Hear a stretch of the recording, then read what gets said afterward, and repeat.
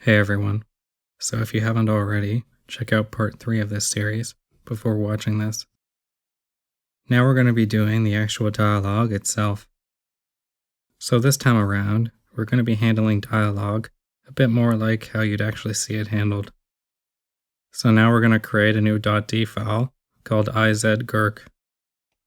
And just a reminder, file names used in the Infinity engine cannot be more than 8 characters in length. So keep that in mind when you're trying to make any file like this. In this case, we're fine because our file name is only 6 characters. Alright, so in that file, insert the following. Viewers of my quest making video will see here that I didn't use true, but instead used num times talk to 0. This just means that this dialogue will not always trigger, but instead will only trigger the first time this specific creature is talked to. That means that if another Gurk was spawned using the console, I'd get this dialogue again on that spawn. This is actually one of the most commonly used triggers for dialogue. The only time I would probably use true is if I was creating a very basic NPC that only said one thing to a party, but also who I want the party to be able to return to. A store is a good example of when to use the true trigger, since you're just looking to create a simple dialogue option. The purpose of this file is just going to be for the initial conversation with this character. So the file as a whole is pretty short. We'll have a very similar state in this file that will cover what happens when you've already spoken to this character, but they didn't join your party. This trigger here just means number of times talked to is greater than 0. Next up, we're going to make a gurkj.de file. Dialog files that ended in j are used in the game for after a party member is already in your party. In the case of BG1, this sometimes gives mixed uses, but it's definitely, at the very least, going to be where you see party members interjecting in dialogue. In BG2, this file generally gets a lot more use. By interjecting, I mean something after the main character has said a reply to another NPC. An example might be you deciding to side against the druids in the Cloakwood Forest. As of patch 2.5, Chihiro will interject and say to side against the druids here is unacceptable. So we can actually allow Gurk to interject in similar ways to what you'd see with Chihiro. We're going to do this on Soundset, an NPC you encounter on the same map as Montaron and Zar. So we need a way to put Gurk's interjections into existing NPCs and your conversations with them. In my earlier video, I talked about a few ways of doing this, but here we talk about a few more. In your gurkj file, you're going to insert the following. This is a specific trigger for a response that already exists in the game. In this case, this specific response will now only trigger if Gurk is not in your party. But what about if Gurk is in your party? We can use extend top, like we did in the quest video, to add a reply that has the exact same text, but that is only available when he's in our party. As a player, you'll never be able to see both replies appearing at the same time, because you can't have Gurk both be in your party and not be in your party at the same time. The difference is, though, this new reply is going to use extern to go to the text we want to have Gurk give as a result of our response. This is the dialog file that it's jumping to, as well as the state in that dialog file. Then, once Gurk is done speaking, it's going to jump back to the same dialog state that the PC's reply would have led to anyways. In this case, that is dialog state 8 in Soundset's file. If you're ever wondering about where dialogues are leading, be sure to open up near Infinity, find the file you're looking for, and then check out the dialog tree tab. This will let you know not only where the responses lead, but also any triggers those responses have, and any actions taken as a result of choosing those responses. Finally, because I'm using an existing string reference here, I can use the string number instead of having to write new content between the tildes. If you want to look up a string number for this, you can use near infinity to search for the reference, then just use that number. Alright, so that is done with. Next, you've got a dialog file that ends in P. This dialog is used when party members have just been kicked out of the party, or when they're rejoining the party. It's pretty straightforward. The important thing is to have it so there's a local variable we set to ensure that you're getting the correct dialog when you talk to them. The first dialog here you get when you use the Reform Party button to remove them. Then the second dialog state is for when you approach them after they've already been kicked out. I've simplified this here. You can also have the dialog have requirements that concern how the NPC feels about the party's reputation. You can see this, for instance, in Jaheira's dialog P file. Finally, you've also got your B dialog. This dialog starts with a B, followed by your prefix, and then the name of the file. This file is used for banter between party members. So if, say, Jaheira and Zar were going back and forth at each other, this is where you'd see those dialog lines. You can also check in near infinity all the joinable NPC files for this. Just look for B followed by something that will be similar to the name of the character, like B Jahi in the case of Jaheira. Keep in mind that you can also export dialog files in the form of Weidu.d files using near infinity. So if you want to get an idea for how dialog works, this is another way to gain some insight. Anyways, this B file is where you're going to learn how to use chain. So what chain lets us do is make banter between party members a lot easier than it would otherwise be. But now we're going to write out the banter dialog. Zar and Motron seem like good choices here to be involved, just because you can get a feel for how this doesn't have to just involve banter between two joinable NPCs, but rather could just be 2 or 3 or even 4 or 5. Now we're going to write out the following. So of course we have begin and then the file name of this. Next we have chain.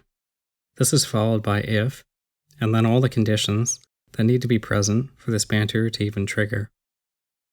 In this case, any NPC involved in this needs to be in the party. We want to make sure that you can see all of these NPCs before this dialog will trigger. We also don't want this dialog to trigger during combat.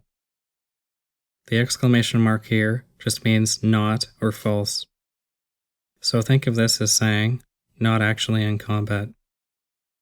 You can see this exclamation mark on any trigger, not just this specific kind of trigger. The last thing here is to mention that you need to use this to check the variable here is 0. Anyways, so after we have all the conditions down, then put then, followed by this file name, since this is our banter file. After that, we can have the name of this state. You could put a 0 down, but for banter files, it can sometimes be helpful to put down the names of the characters that are talking instead. So that's what I've done here. This can be as many characters as you need it. Between the tildes here, you have what Girk is going to say, followed by a do statement that is going to close the loop for the variable we mentioned earlier by giving it a value of 1. Next up, you have 2 equal signs, followed by the banter dialog file for Motron. If you are wondering what the banter file for a specific NPC is, you can find it under the interdia 2da file. So for Kavan, for instance, it's B Kavan. Between the tildes here is what Motron is saying. Then Zar jumps in to comment himself. Now with this comment, notice how I have these brackets with this here? This is referring to a sound file. If you want sound to play when a dialogue happens, you need formatting like this. In this case, this is the name of the sound file in question. You can find out the name of any sound file by searching for its text using the string reference search. From there, it's pretty easy to find the file name. When you use it, just exclude any mention of it being a .wav file. Finally, if the conversation is jumping to another dialog state, but the character remains the same, you just need one equal sign. So in this case, Czar was talking here. Then, after this, Czar has another dialog state where he is also talking. So for this second one, you just need the one equal sign. You'll notice in this one how I also have char name. You use this if you want to put the name of the main character in. So if your main character's name is Abdel, then the game will automatically put that in here instead of actually putting in char name. If you want another character to respond after this, then you'll need two equal signs. Finally, at the end of the chain, you close it off with exit. When all that is said and done, you can add this line to your TP2 file. It will just compile all these dialog files in this folder. Be sure not to include any slash at the end here though, otherwise it won't work. Also, add this to your TP2 file as well. This just adds to several 2DA files so that the game knows how to use these new dialog files we're adding. The unless command just looks for the string here, and if it finds it, it won't make this change. Now, let's try running your mod installer again. Hopefully there aren't any errors. If there are any, be mindful of what line they are on, and be mindful of some of the advice I had in this image. So I know this has all been a metric ton of stuff to learn, but don't worry everyone, we're in the home stretch. Okay, so now we're going to handle scripting. Specifically, we're going to be making it so that Gurk has all the basic scripts he needs. The easiest way to handle scripting is to take what another NPC has, in this case Garrick, and then just slightly modify it to fit our character. Alright, so let's check out Garrick's override script. So Doran, I think, during his romance, fights a member of your party. That's all this stuff is. I'm just going to skip it, since it gets a bit more into combat scripting than I want to in this video. Combat scripting could be a video of its own, frankly. Doran can be a jerk to someone else in your party. Instead, we're going to scroll down to this point, and then copy everything here and below, and then create a new BAF file called IESDP.baf, and paste everything we copied in there. Then we are going to save that file in a new subfolder in our mod folder called scripts. So this script has different amounts of experience, both for the player character and for Gurk himself, that it uses in order to judge how much experience and what kind of spells Gurk will get access to when you first add him to your party. If you scroll to the very bottom, however, you'll see this script block has no XP requirement. This block prevents the rest of the script blocks from activating if you pick up this character at a low level, and then travel with Gurk in your group for a while. Without this block there, you could add Gurk to the party at low level, and then, once your character hits 2000 XP, all of a sudden, Gurk's total XP would increase to 2000, and he would gain these spells. Obviously, this is going to come as a sudden surprise when you're in the middle of adventuring. So I'm just going to walk you through one of these script blocks line by line so that you get a good idea of what's going on. Let's take this block here. We've seen this before. This is just checking the local variable, which happens only to apply to this specific creature, and is seeing if it has a value of 0. If it is, then the condition for this is met. The next three are pretty self-explanatory. Myself refers to the active creature, in this case, Gurk, so it's checking if Gurk is in the party. This line is checking to see if player 1, also known as the game's protagonist, has greater than a certain amount of experience. This line is checking to make sure Gurk has less than a certain amount of experience. I'm not actually sure why this line exists in the triggers. With the loop being closed by these, and the check to see how much XP the protagonist has, it doesn't seem like it adds anything. Anyways, it's best to include it regardless, but I think it might relate to keeping things compatible with really old save files they'd already have spawned the NPC in question. I don't think it's actually needed in our case, but it also won't hurt to include it. So then we have response 100. When there's only one outcome like this, the number for this response really doesn't matter here. But when I do a scripting video, we can talk about that further. What setInterrupt does when it's set to false, like this, is make it so that no other scripts can interrupt this script from running, at least until setInterrupt true is used, which you can see down here. These two should be used together in the same block. Then there is changeStat, which in this case is saying that it's going to set Gurk's XP to 2000. So it's not adding 2000 XP, but rather it's setting it to that exact amount. Finally, we've got add special ability. This is being used to add these spells to the spellbook of the NPC. So these are the spell file names of the spells being added. If the character already has them, they won't be added in a second time. Also, all the information behind these slashes is not used by Weidu or the game. It's purely there for information. In this case, it's telling us what these spells are. If you're changing the spells, you can actually just delete them, and they will be recreated with the updated spell names in the script when it is compiled. So since we're a multi-class with 3 different classes, we're not going to be gaining spells at the same rate as most NPCs. Since it takes 5,000 experience for a mage to get to level 3, Gurk won't have access to level 2 spells until his total experience between the 3 classes is 15,000. So that means we can remove mirror image in this line, since the party won't have 15,000 experience by this point. We can also switch out some of these spells, since we already have armor and color spray. I'm going to go with sleep, magic missile, protection from evil, and mirror image, and then give them out based on how much total experience the protagonist is checked for within a given script block. If you're looking for wizard spells, you can search the name of the spell here.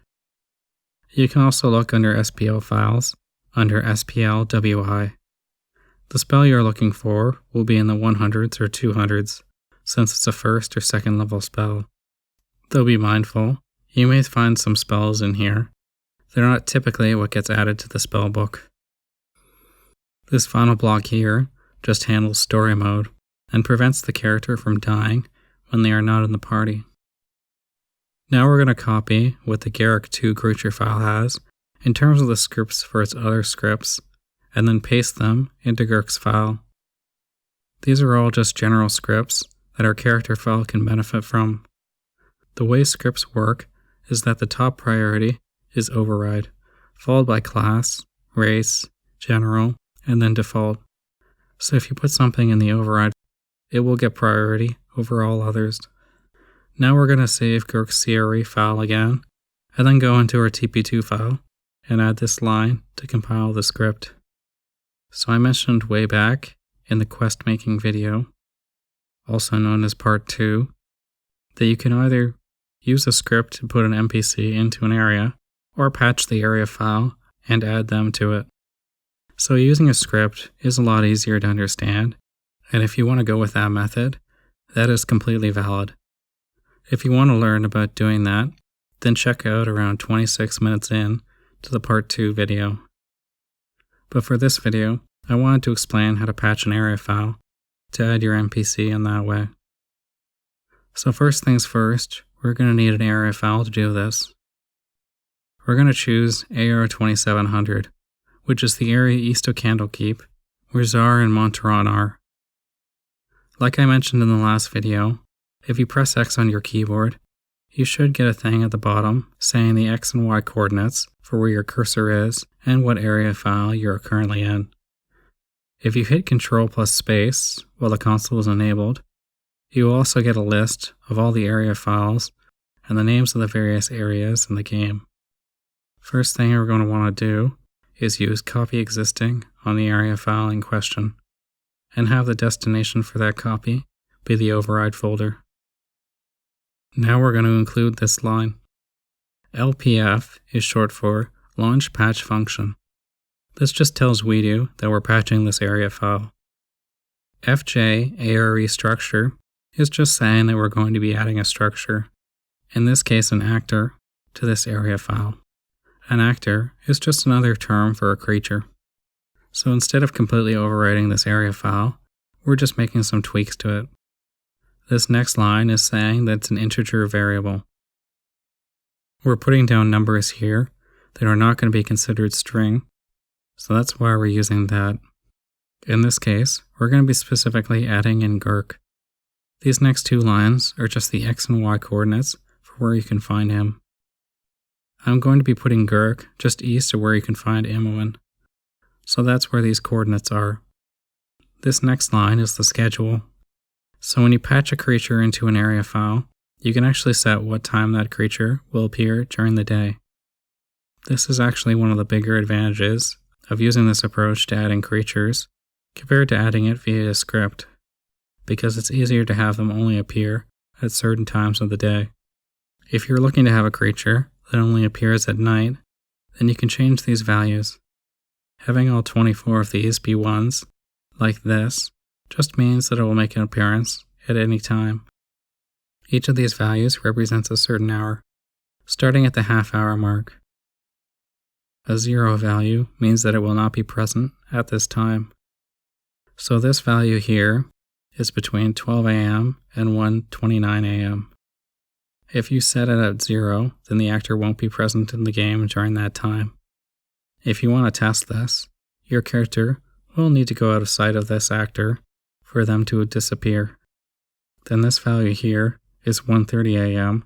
to 2:29 a.m. This value here is for 2:30 a.m. to 3:29 a.m. And then on and on and on until you end up with this value here being 11:30 p.m. to 12:29 a.m. It's somewhat confusing, but you can find other mods that have a creature appear at nighttime with a Google search easily enough. Next up, we have orientation. This is the orientation the actor will be facing initially. So the way this works is that south has a value of 0, the values go up clockwise, and then south-southeast has a value of 15. Also, it almost goes without saying, but I didn't design anything I just talked about. I'm just the messenger. Keep in mind that back when the original Baldur's Gate was developed, the developers weren't expecting to see the level of modding that we see today. This next line stands for string variable. We're adding something that is not being considered a number, so that's why we're using it. This line just identifies that we're adding an actor, aka a creature. This line is just the name that happens to be what we call the creature within the area file. This can be anything you want. It doesn't have to line up with what you call your creature normally. Finally, this line is the name of the creature file that is being added to the area. Alright, so save your TP2 file. Save your Gurk CRE file for good measure, and save any script and dialog files you have that aren't saved. You're done. Now, it's time, one last time, to run your mod to see if anything is broken. Everything should be good to go. So I said at the end of the video, I'd point out some further resources you can use here. The first is Google. Googling a very specific action, like change stat, or something related to area files, like LPF, ARE, structure, especially with quotation marks, is likely going to give you hits that you can use to try to understand how to get them to work. Keep in mind that people have been modding this game for decades, so there's a good chance that someone else has had your problem. Another resource is the Branwen NPC mod. This was made for Baldur's Gate 2 and was specifically created to help new modders. There's also this NPC modding guide that you may find helpful. Another is this guide to understand how to insert custom sound sets. Just keep in mind it was written for the perspective of sound sets being used for PCs, so the initial meeting sound is not included in it. G3 also maintains a website that explains, among other things, all the different actions and triggers that you can use. And finally, there is Weidu Documentation, which is more technical than the other sites. It's kind of your last option if you're looking to try to understand how to get something working in the engine. You can find links to all of these in the video description. So that's about it, everyone. If you like this video, be sure to like and subscribe. The next video I make for this series is probably going to be related to making your own custom kits, so be sure to check that out when it's released.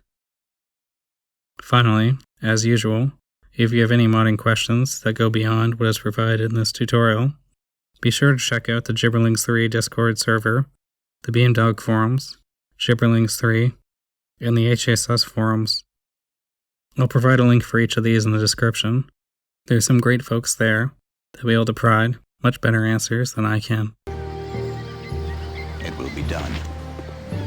Right, what's this then?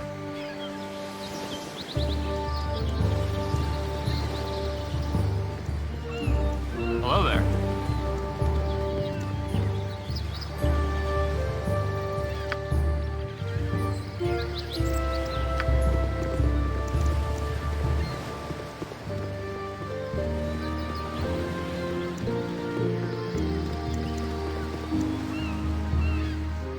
You'll already be disturbed. Now leave me be. Montaran, you are so aggravating. Tis disturbing to my demeanor. Right, what's this then? Oh, come on, Montaran, lighten up. Must you be so moody all the time?